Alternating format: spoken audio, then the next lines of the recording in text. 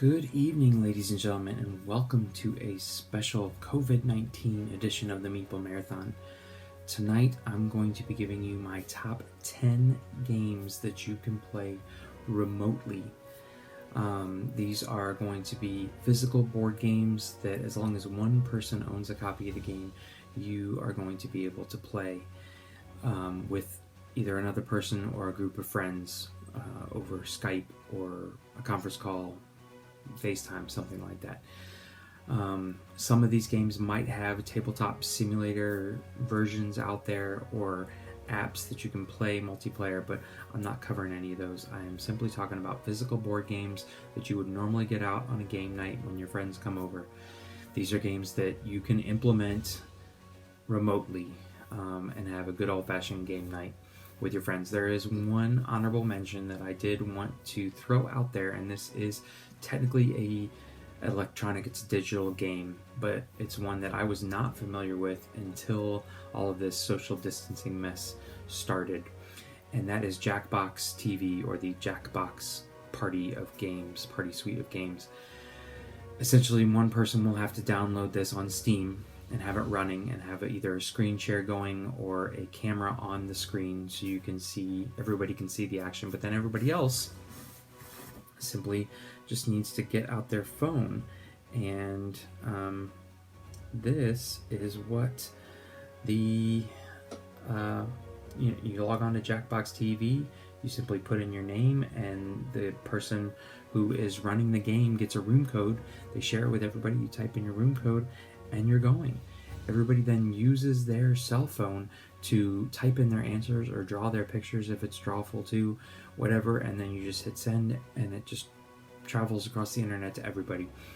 These are great games to play with groups of friends of these 8 or less. We've played in couples when we've had more than 8, things like that. But just a great game to bring up on a Saturday night, get everybody together on a Skype call or a Zoom call, one person share their screen, everybody else has got a glass of wine or a beer in their hand, and they're just tons of fun. They're always a huge amount of laughs. They're so easy to play. They go by quick. You can play 2 or 3 rounds in the evening. You can switch up the games super easily if whoever's running the show owns the different versions of the game. Personally, I recommend either Drawful or Drawful 2 or Fibbage. These are the ones that my group has been having the most fun with. So that's kind of like my honorable mention for this top 10 list. It's not a physical board game, but it is one that I think everyone should be checking out right now while we're having to socially distance ourselves to get a little face-to-face time with your friends. So now, without any further ado, I present my top 10 physical board games you can play remotely. Okay, so number 10 is Gloomhaven. Now, I got out my Forgotten Circles expansion box here because the big box is just really too big to be lugging around without reason. But you guys will get the point here. Now, Gloomhaven is number 10 on my list not because it's a bad game, but because it does require a lot of effort. It obviously requires one person to have a copy of the game. Pretty much every game on this list, somebody's gonna have to own a copy. But if just one person owns a copy of the game, and if you're willing to send your copy of the players off, you can see we haven't quite gotten to this expansion, but essentially, if you were to send off this box, everything that's in it, your partner player could essentially play the game. Now, a few things that they would be missing would be item cards. So if you'd already started a campaign, maybe they've already got the item cards, and if they want to buy some more, you can just take a picture of them and they can have it off to the side. But for the most part, other than items, everything you need for an individual character, and even after they upgrade, is in this box. It contains all their character cards, it contains their character sheets, it contains all of their upgrades to their attack modifiers.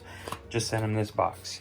Now make sure what you do is if you are going to be running the game, is you keep the miniature so that you can place the miniature on the board and still have someone to look at. There's the Ash Third Diviner.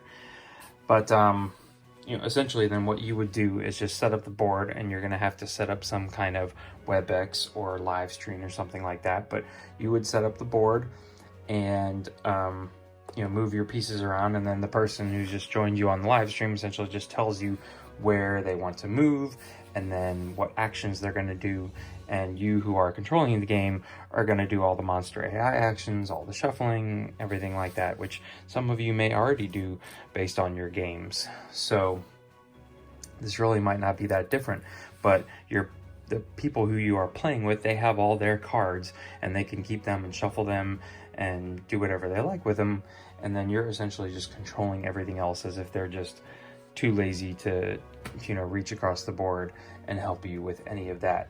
I know for a fact this works. My brother-in-law and I have continued our Gloomhaven main campaign via this method. We have switched over to Tabletop Simulator to do the community-driven campaigns, and those work well. Tabletop Simulator is a great way to play Gloomhaven, but if you really like the tactile feel, or you are so immersed in your campaign via the physical version, which is how we were, and it's too much trouble to get you up to speed to where you are in Tabletop Simulator, because if you play Tabletop Simulator, you're basically starting from scratch. It takes a lot of work to get a character to where you might be on your third unlocked character, level 5 or 6, and all the right cards you love. So Gloomhaven is my number 10 game that is possible to play remotely. All right, number 9 is a rather new game, so it's very popular. Marvel Champions, the card game from Fantasy Flight Games. Now, again, this is another one where if you're the only one with a copy of the game, you would need to ship a set of cards to the people you are playing with. But there's a good chance that people you are playing with may own their own copy, because you can play this solo, and so they may want to have the chance to play this on their own. But for anybody who's not familiar with Marvel Champions, essentially you have a villain deck. So let's say you want to play the Claw. This is the Claw villain deck here, and you add some, kind of like other deck builders, you're going to add a scheme to it, you're going to add some other minions and some twists, things like that to it. But if you're running the game, you would keep all that in front of you. But what you can do is say, all right, my buddy is just, at least for now, he's going to play with an all Iron Man aggression deck.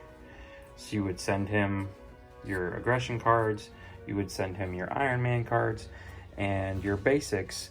There is one of each type of basic in the group. So you could just divide out one of each basic card, and then they can build their deck how they choose. Obviously, they're not going to use every single card from this deck, but they're going to use every single card from this deck. But this is why it's a great way, if they already own their copy, then they can mix and match whatever decks they want. But essentially, your decks aren't crossing.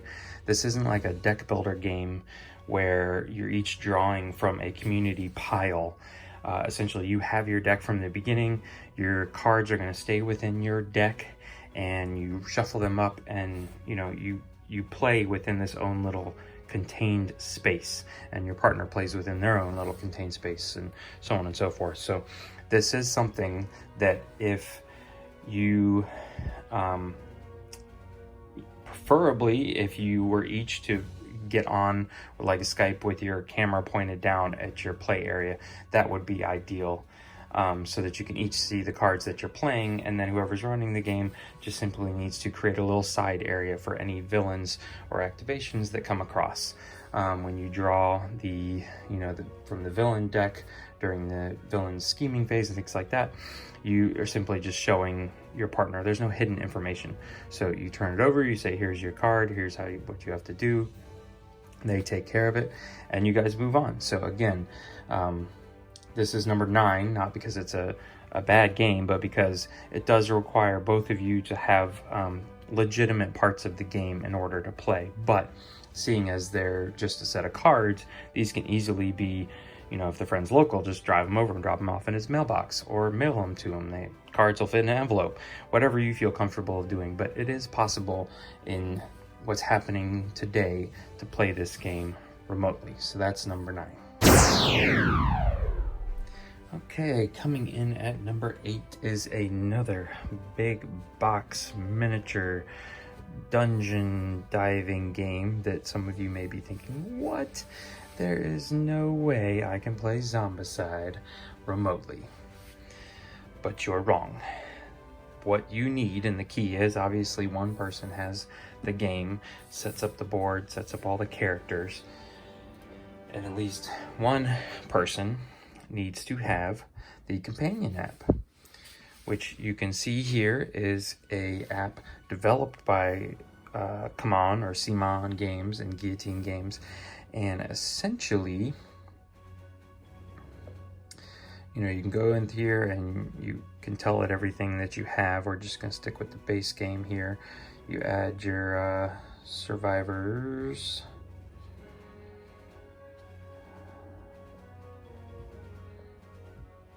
I'm not going to go too far into this.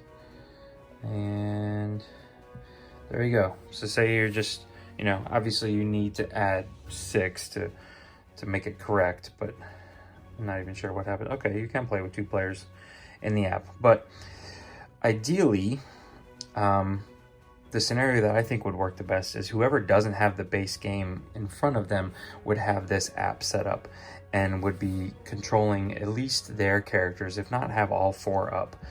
And, you know, basically, this app just does everything for you. It's all in here. It's going to make me do starting equipment before I can show you anything. All right. Okay. So here you can see on your turn, you can, you know, check off activations. That's just to, you know, help you keep track of stuff. But then over here, this is the most brilliant part, is equipment and zombie activation decks are in here as well. And honestly, when I play Zombicide solo, I simply just have this board. I don't get out my characters. I don't get out the equipment cards. I don't get out the zombie cards. I just have this app in front of me. I have the board out in front of me with the miniatures and the few little tokens like the door tokens and whatnot. But other than that, it's basically just game board and miniatures. And then I use this app for everything else. So if you were sitting, you know, on the other side of the city from your friend who's got the board in front of them and the miniatures, but you had this, you know, you could randomly choose equipment cards. You could randomly assign zombie cards. Now, if, you know, I don't think there's like a server option on this. So whoever's running it is the only person that can be running it. And it would be, I would advise people to, if you have the physical board in front of you, that means you've got the physical player boards and things like that. You set up your player boards as if there was no technology involved. Let your buddy who doesn't use the app and, you know, let them draw their own equipment cards and let them do the zombie spawning turns. That keeps them involved. You draw your own equipment cards from a physical deck. If for some reason they don't want to do the zombie turns, you can draw them for the physical deck, but let them manage their player from right here in front of them, and they're just simply then telling you where to move their person around. Give them, you know, 4 or 5 6-sided dice and you are good to go. So this really just makes it super easy to play. Again, obviously you have to have a camera over top of and showing the game board so the other player can see where the zombies are and what the map looks like and everything. But this application makes it really sweet and really easy to be able to play Zombicide. And at the end of the day, Zombicide is very simple. You know, it's 3 activations: move, attack, or pick up. You know, it's not an overly complicated game. It's just a dice chucker, which would make it very simple for someone to just keep up with if they're just watching over Skype or Zoom or live stream or something like that. So that's Zombicide number 8. All right, coming in at number 7 is Legacy of Dragonholt. Now, this one honestly is probably one of the easiest games to play remotely. The reason I kind of bumped it up to number 7 is that some people could find it a little dry playing remotely, but you don't even need Skype or Zoom or a live stream to be able to play Legacy of Dragonholt. You could simply just call one another, merge some calls together, and essentially have a conference call where everybody's just listening, because Legacy of Dragonholt is just a story-driven kind of RPG, choose-your-own-adventure style game. Now, there are these sheets that you can see have the tracking sheets and your character sheets and things like that, but these are all see, there's a character sheet right there. These are all downloadable for free off of Fantasy Flight's website. So as long as you have access to a printer, if you don't have the actual copy, you go and you download your sheet. You can even see this book, which is your character creation book. They have this in PDF form on Fantasy Flight's website, just like they have all their rule books in PDF form. So they can read through this, they can create their character, and then they can even read the rule book. And then the person who owns the game and is running the game just simply reads, gives people their options, they make their choice, and you keep reading. Super, super simple. I've heard of people who play this game on long road trips. They simply create a character ahead of time, and then somebody sits and reads through the story, and they knock out most of their trip doing half a game of Legacy of Dragonholt. So this one is super easy to implement. You can find this game, Barnes & Noble, I think, is where I got my copy, but Amazon, Fantasy Flight Direct, all your local game stores if they're still open. But this is so easy if you enjoy like RPG style games and storytelling games. The only reason I bumped it up to number 7 is that you literally would just be sitting there listening. Now, if you're okay with that, if you enjoy books on tape, audiobooks, things like that, if you're one of your friends who owns the game has a really soothing voice, then maybe this is totally in for you. But if nothing else, this is super easy to play remote.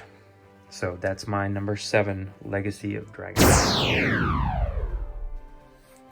All right, my number 6 is a classic that many, many, many people own, and that is Settlers of Catan. And pretty much the fact that this game is so popular and so many people own a copy of this game is why I have it at number 6. All of my friends in my gaming group own a copy of Settlers of Catan. We have not tried it yet, but I feel like one of us could set up the board, put a camera over top of the board, and everybody else could set up their board to match and play along. And we're all essentially just playing together, and everybody's just having to put pieces out for every other player. It could be a little fiddly, but you don't even need that, because all you really need to know are what numbers you hit on and what you get for hitting those numbers. And then you just need to keep track of your resources.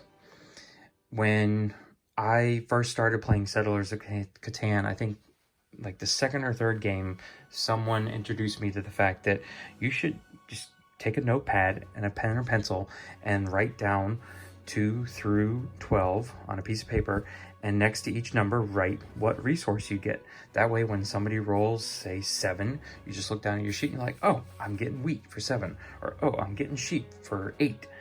And you simply just claim your resource, or oh, wheat times 2, I'm getting 2 wheat for 6, give me that wheat. That's all you really need, is a sheet of paper and the numbers written down, knowing what you claim.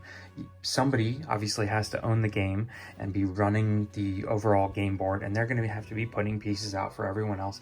But if you are really dying to play Settlers of Catan, it is doable remotely with just a single copy.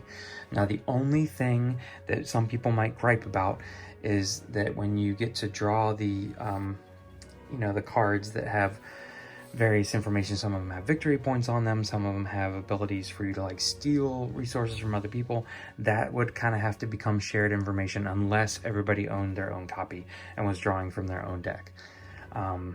Now, there's some people who probably play Catan very friendly, and there's others who probably play Catan very cutthroat.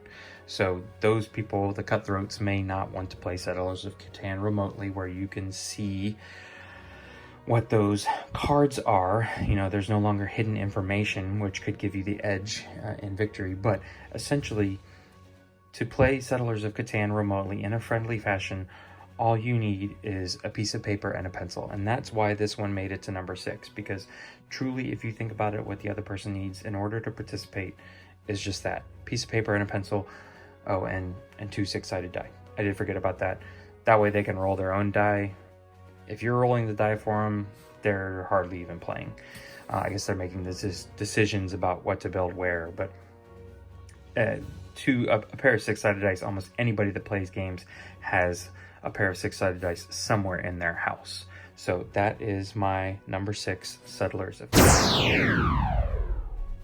Okay, my number 5 is Ghost Fightin' Treasure Hunters.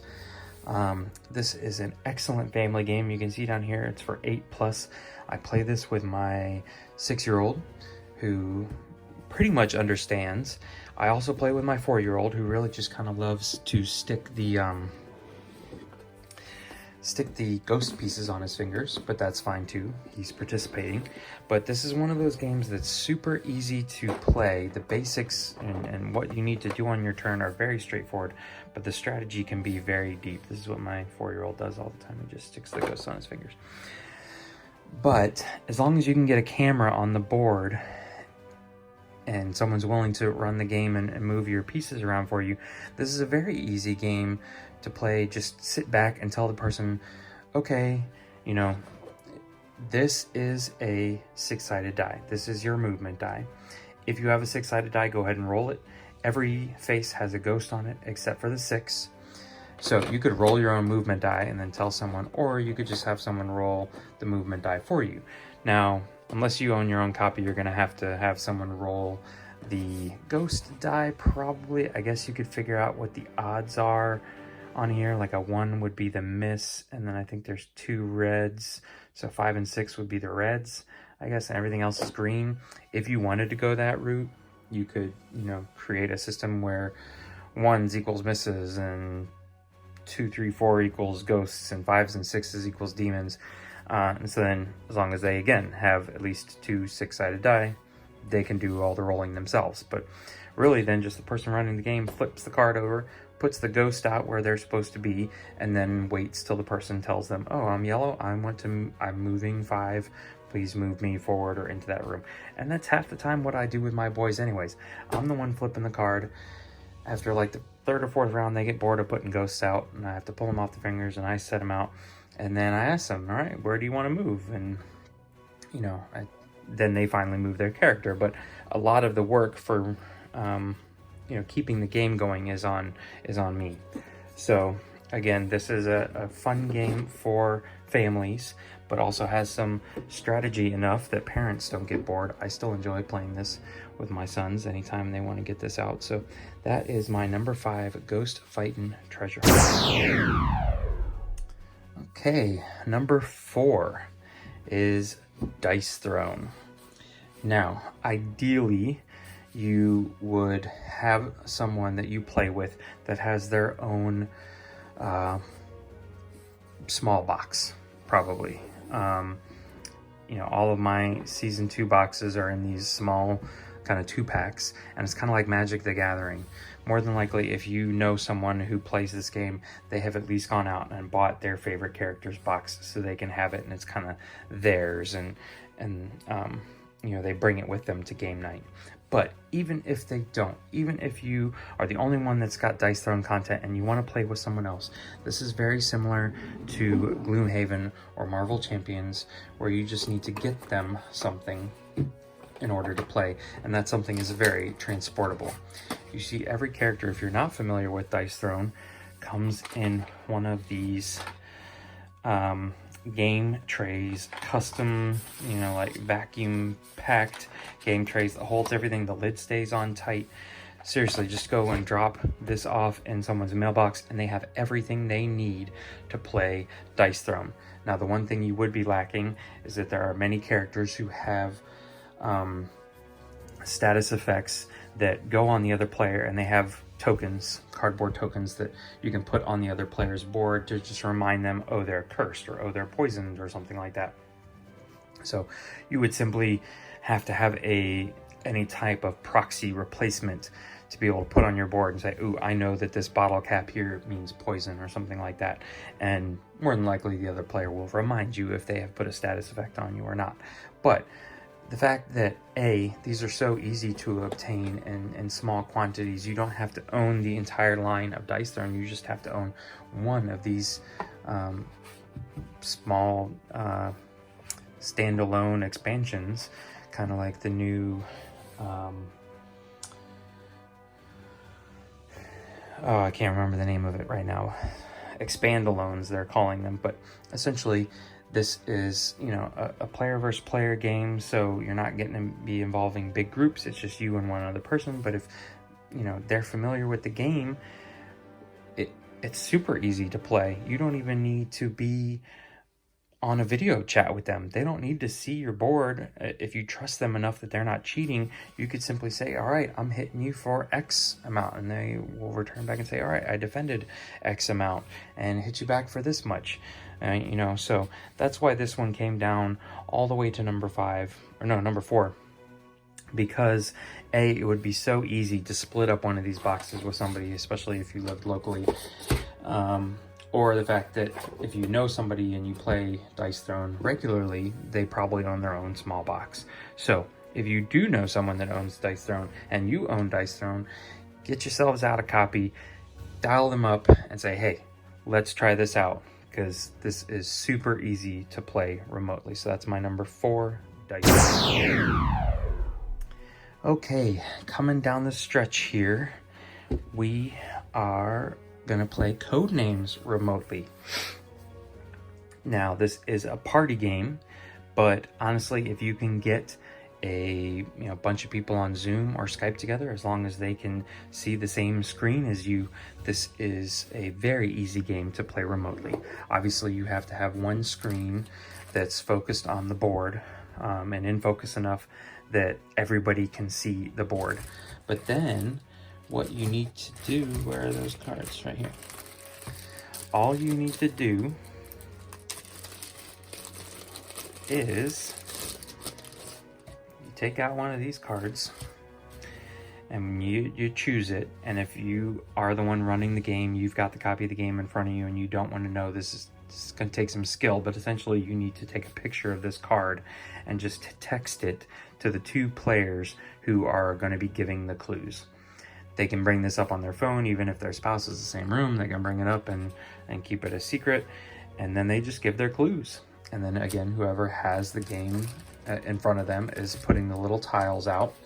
The person giving the clue simply says yes or no, hit or miss, or oop, that's the death tile. So literally, other than figuring out how to take a picture of this without seeing it and without cheating, if you're the person running the game, this is a super easy game to play, as long as you can play over Skype or Zoom or something like that, or live stream, where everybody can see the cards. But again, Codenames should play exactly the same as it always does, and it's very simple. It's a great party game. You can play with as many people as you want, so this is why it has gotten all the way down to number 3. Okay, number 2 here is a classic, even more than Settlers of Catan, and that is Battleship. I had to throw one kind of mass market, super family, everybody knows your name game on this list, just to appease the masses. But Battleship truly is a game that you can very easily play remotely. Most of the time you're sitting across the room from someone so that you don't accidentally see their board. You know, I used to play this game with my dad, and we'd sit on couches on opposite sides of the room. What difference does it make if you're sitting on opposite sides of the city or the country and you're on the phone? You don't even need to have a video running. All you need to do is be on the phone with somebody. It's a 2-player game, so no conference calling, no Skype calling, nothing like that. Just call someone up who you know has a copy of Battleship and say, hey, D4. That's a hit. That's a miss. Super easy. The reason this one fell all the way to number 2 is because it is such a mass market game. There's so many different versions of Battleship. Mine just happens to be Star Wars because I'm a big nerd. But you can get Battleship at Target, at Walmart, on Amazon, at probably your local game store. It doesn't matter. Anywhere you look, you can find Battleship, and half this country probably already owns it. So if you have someone who you know they already have Battleship, call them up tonight and say, hey, you want to play Battleship remotely? Could be fun. What have you got to lose? So classic Battleship. It doesn't have to be electronic. Just as long as the other person has a copy, it works. And the reason it fell to number 2 so far is so many people, I'm sure, have a copy of Battleship already. So that is my number 2, Battleship.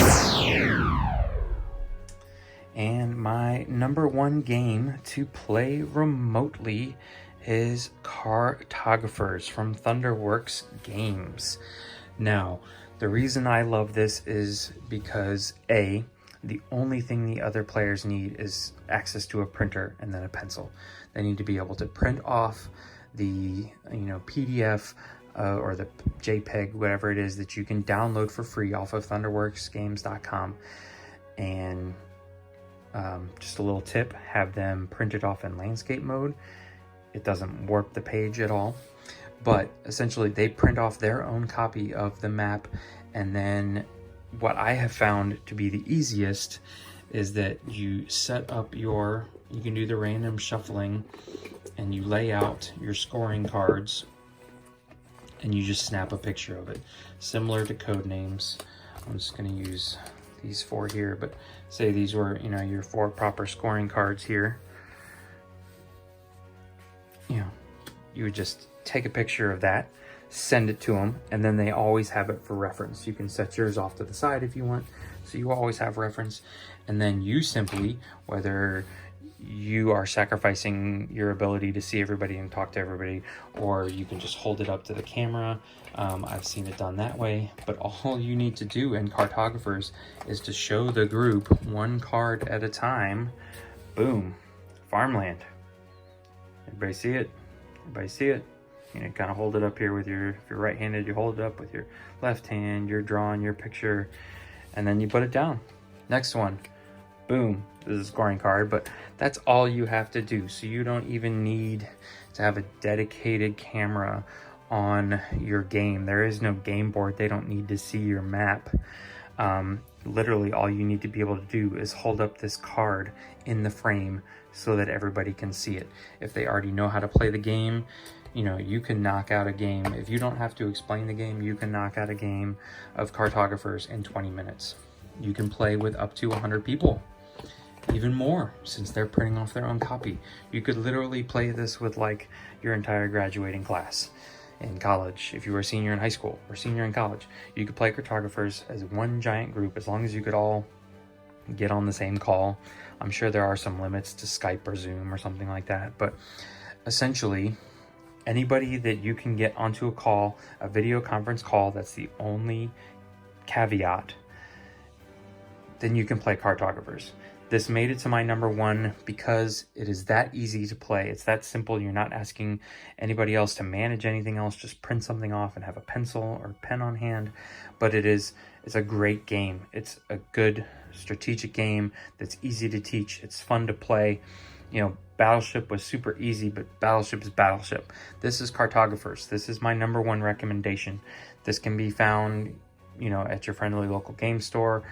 I know Target has it, that you can buy it online and have it delivered. That's how I got my copy, was through Target. I think technically Noble Knight is who shipped it, but this game is not super hard to find. So if you're looking for something to play with a large group of friends currently while everyone's stuck at home, find yourself a copy of Cartographers, or find someone that owns a copy of Cartographers, print off your JPEG PDF, and get to playing. So there you have it, ladies and gentlemen. I hope you enjoyed my top 10 list of games you can play remotely. If you enjoyed this video, please consider giving it a thumbs up. If you have your own top 10, I would love to hear it. Please go ahead and give me your top 10 in the comment section below. If you have questions about how, or more specifics about how to play one of these games I mentioned, play it remotely and give me the details so I can actually play it, shoot me a comment and I will give you, to the best of my knowledge, what you need to make happen in order to play it remotely. Also, if you want to see more top 10s from me, please consider subscribing to the channel, because this video was really fun to make and I think I've got some more top 10 topics in the mix, and so more top 10 videos are on their way. Once again, thank you for watching. I hope everyone found a game on here that they're going to try soon, and if you do, please again let me know in the comments section if you do actually try one of these games remotely. Have a wonderful night.